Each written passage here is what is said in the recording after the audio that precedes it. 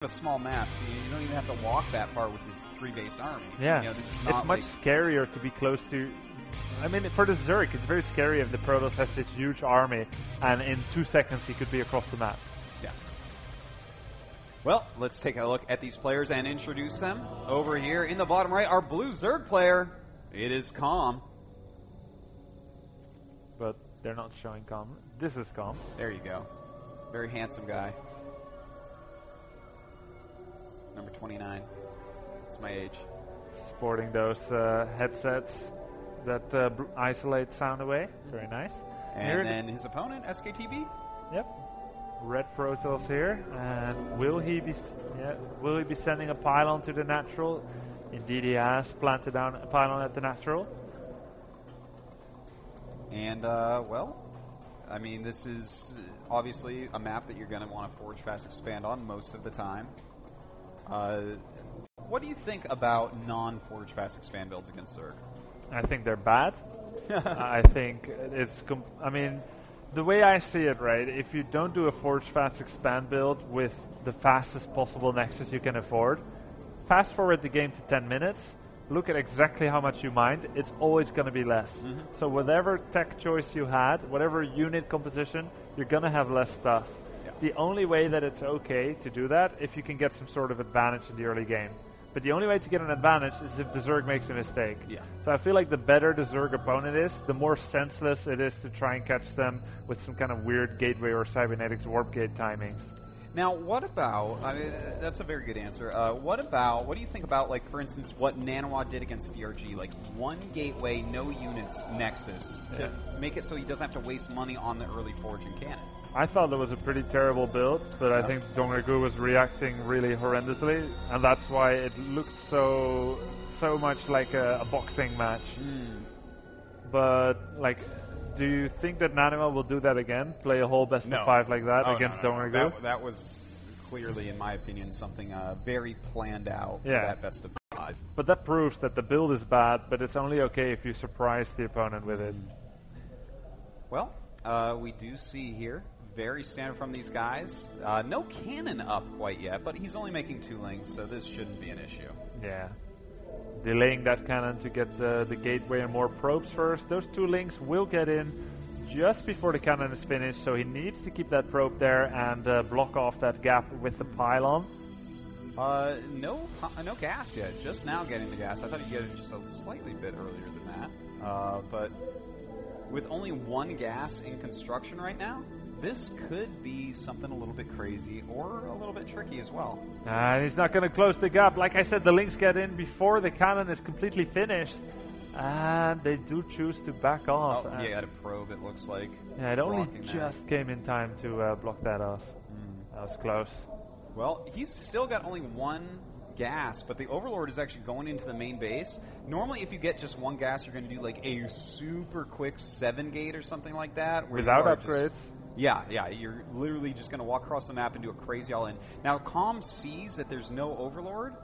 I mean, Comm sees with the Overlord that there's no second gas, and then the second gas goes up. But still, he's going to be watching for something crazy happening, just in case. Yeah, that's definitely true, Artosis. He's wary, if anything. I mean, that gas even got created right smack under the Overlord's face. It might almost be like a fake gas. It could be. So Comm needs additional information. He's saying right now, I need more input. I wouldn't be surprised if he sacrifices an Overlord at some point, or just plays it safe if he doesn't scout. Well, he did get that really quick gas, that 1 gas that he got very, very fast here. And that's going to allow him to at least get his speed up very quickly. And it's a smart move, because if your opponent is going for like a 1 gas build, as you mentioned before, Grubby, no upgrades. So Zerglings are actually very viable at helping to hold this off. Yeah, that's true. And normally, if the Protoss is on a lot of sentries, only Zerglings can't actually save you against massive gateway attacks. Against the 1 gas build and no upgrades, links, speed links are totally enough.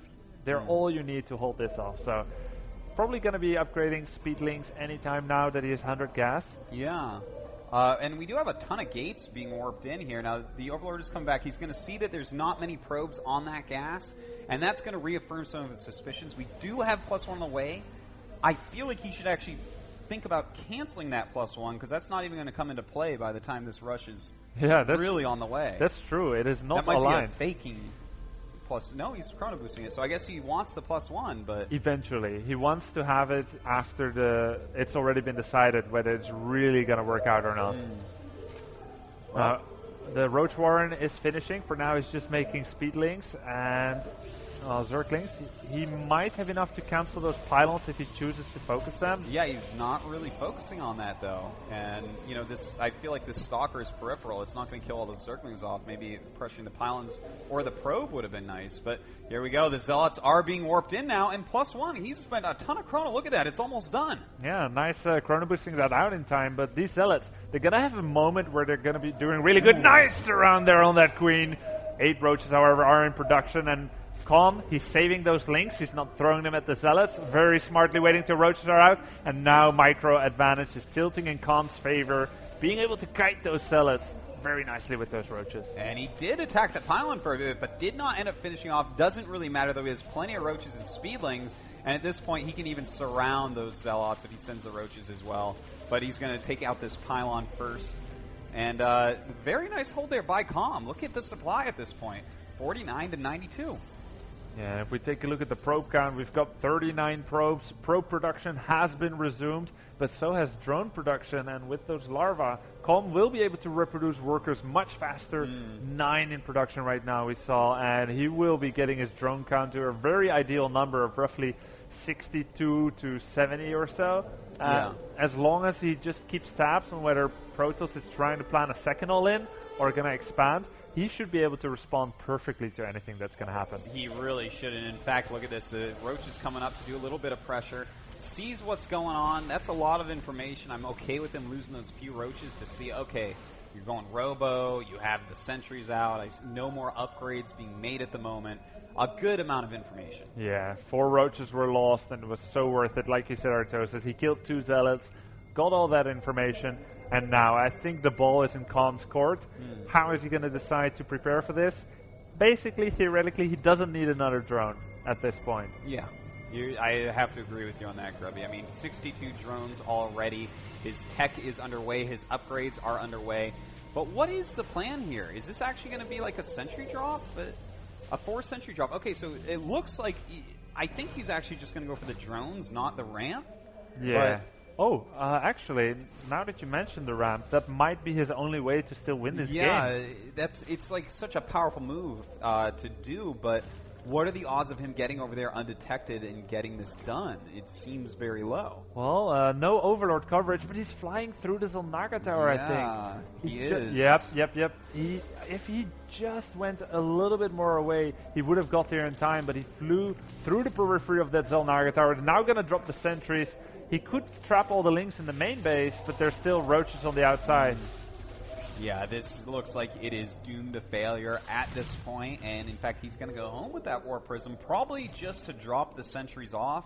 He should be out on the map with the Warp Prism no matter what, trying to keep the Zerg at bay. Yeah, that's a very good point. So basically, guys, what we're seeing here is a 5-gate all-in from SKTB, followed up by potential lock you out of your main base, Warp Prism lock all-in with sentries, and now he's on the third part of this strategy, which is going to go for Colossus and a third base. Now, it will be incredibly difficult to hold this. He's not holding this, I don't think. I mean, look at this. His sentry count is at 6. His supply is half of his opponent. It's a 190 Zerg against a 95 Protoss. He's going to have to back up. And in the meantime, that drop is on the way. So even if he holds this, he's not going to have enough units to hold everywhere. Yeah, and nice baiting out those force fields there by Comm. Now going to go for this base, and it's open. Links will get into the main base. There'll be absolute havoc being wreaked everywhere. Will there be warp-ins for SKTB to deal with that threat in the main base? Oh, and the multi-pronged harassment coming up, pushing into this third base again. Already killing off 3 sentries, 4 sentries now going down. And his Nexus will have to be canceled. And again, even if SKTB holds this, that drop upgrade is almost done.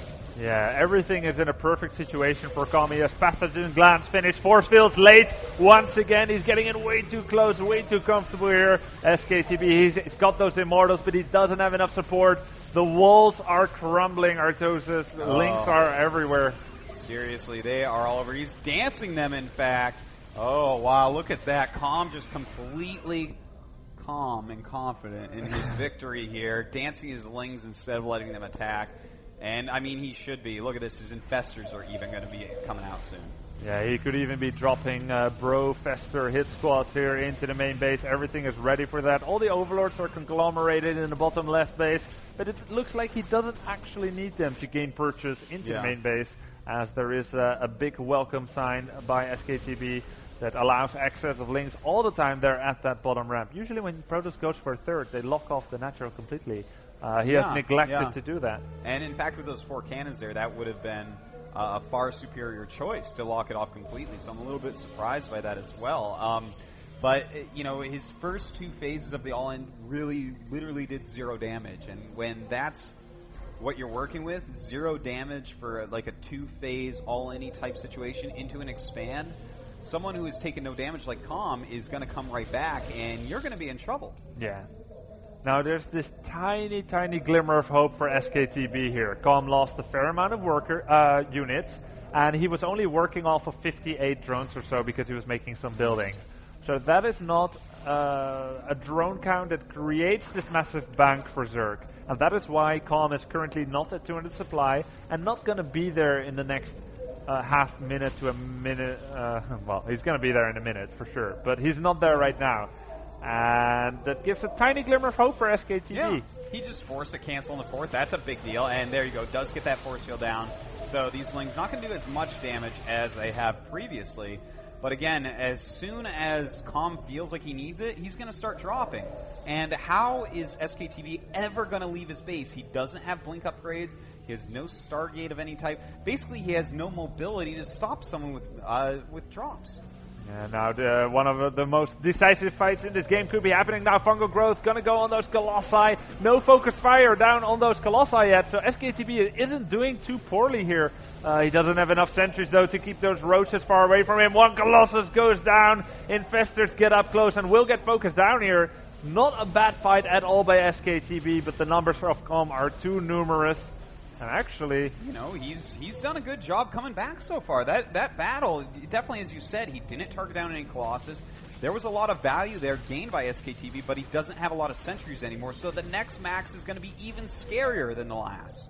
Yeah, well, this is definitely developing to how I did foresee it could happen, since Comm threw away quite a lot of units. He just tried another run-by with those links, and he fought this fight basically without immediately taking care of the Colossi, and we know how good they are standing behind this Protoss army. But 8 Corruptors about to pop out, so those Corruptors are going to be able to target down the very small amount. He's going to have 2 Colossi here in a moment, so 2 Colossi against 8 Corruptors, that's a good count for Comm. But look at that, Comm even burrowing at the 3rd base. He's doing everything very well at this point. Yeah, he's putting SKTB entirely all in. Now the Corruptors are going to take down those Colossi.